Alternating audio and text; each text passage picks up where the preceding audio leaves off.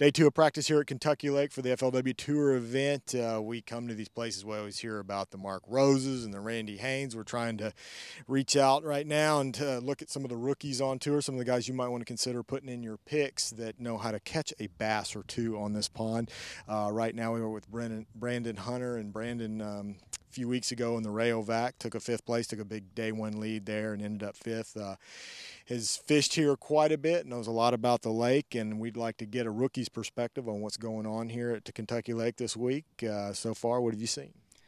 You know, this is the second day of practice, and so far it's about like I expected it to be. You know, it's the schools are definitely busting up, fishing pressure, and this time of year. You know, you're going on the last week of June, it's going into July, and every year that happens. You know, a lot of times the fish, they start to get up on top of the stuff and really scatter out, but I think the fishing pressure is mainly what's going on right now. You know, you can still find plenty of fish out there, but it's night and day difference in 3 weeks ago.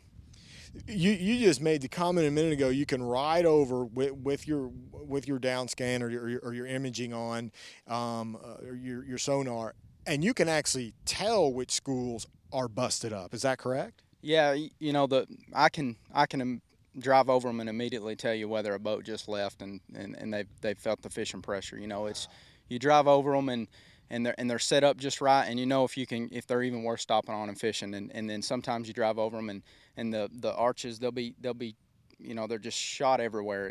They're suspended up off bottom, and I don't necessarily think that it's just that the fish are suspended. I think the fishing pressure, they're getting pounded on right now. The one that Hackney won at Pickwick Lake, and then Dave Lefebvre won here at Kentucky Lake several years ago. Those two wins had something in common, being the fish were shallower, kind of out of the range of those, you know, of your electronics and stuff. Is it possible that could happen again? You know, if you remember when Lefebvre won here, the water was low that year, and if I'm not mistaken, that was the year that the guys were catching them really, really deep. Okay. And Lefebvre won on a special little place, you know. And the funny thing is, you know, me and some local friends of mine, you know, we always talk about you go out and you try to find new stuff like that, and right. It's so hard to do out here. You look for the obvious stuff. That's where the bass are at. Okay. Yeah, I mean, it seems like that's a real needle in a haystack program. That's exactly right. You know, you idle around for hours and hours trying to find that off-the-wall place that no one else is going to find, and it's just, man, it's so hard to pinpoint that. And, you know, this is just the second day of practice. I got a day and a half left, but so far I've not found that needle in a haystack. What about the mega schools now, this new buzz term in this fishing, the mega schools? Have you found any of those?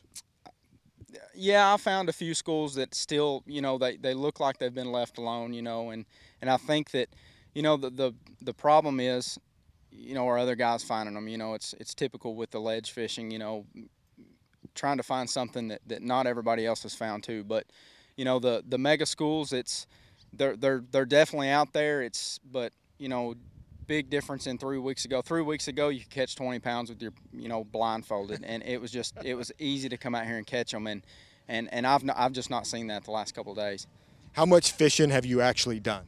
I think I put about 20 hours on the Mercury here just in the last couple of days. Probably more than that, probably 25. So figure that out in a 15-hour day. Is that right? Daylight to dark. So, you know, you don't fish that much. You're looking around, and I'm so confident in the Lowrance electronics that I can get out there and just idle around, and there's no need to fish. You know, you just follow your graphs and follow your gut, and you know, that's kind of what we do. So now it's not it seems like everybody can find a school. Now it sounds like it's a game of finding the schools that are set up right, that have the right look, you can tell the fish have this demeanor like they're haven't been messed with, haven't been pressured. That's exactly right. And you know, one thing that's going to come into play this week is you know, I haven't talked to anybody that's fishing down south, but the south end of the lake could really turn on this week. You know, this is the time of year that those fish, they start moving up shallow, they start getting up on the stump flats, and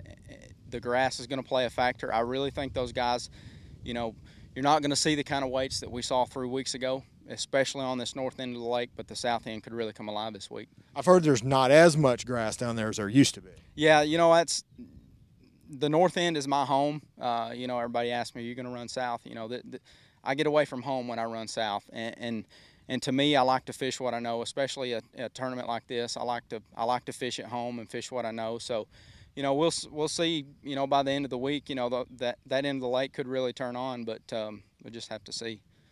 Sounds good.